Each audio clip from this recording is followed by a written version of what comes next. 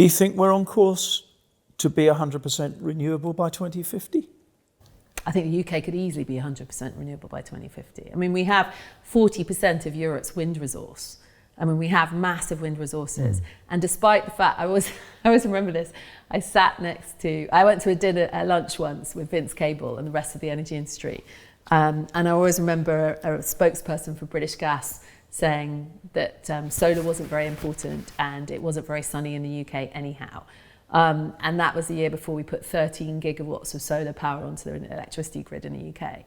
So solar is an important technology for the UK, despite the fact that occasionally it's a bit rainy here. Yeah. Wind is an incredibly important technology. I think electricity will be easy. I think heat will be harder. Yeah.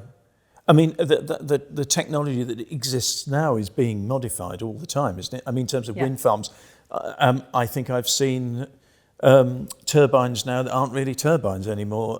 They vibrate or something. Is that right? That could be a vertical turbine. Well, I don't know. I'm not the expert. Vibrating. I might be wrong, but I mean, but they're much bigger. They're much. I mean, the size of them in comparison to. So when we first started out, we had a 400 kilowatt turbine.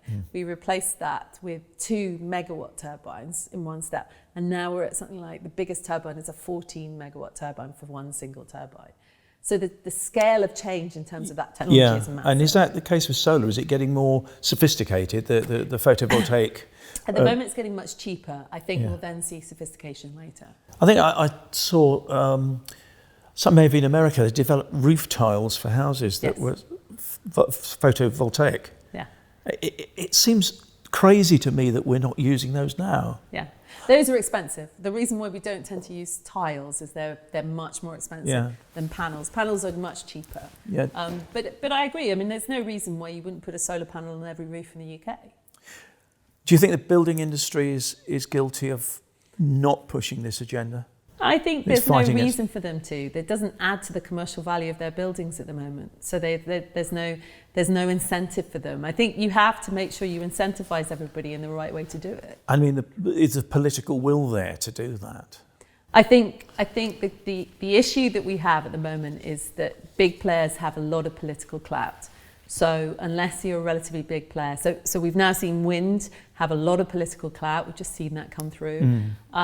I hope that we start to see the other technologies move forward as well.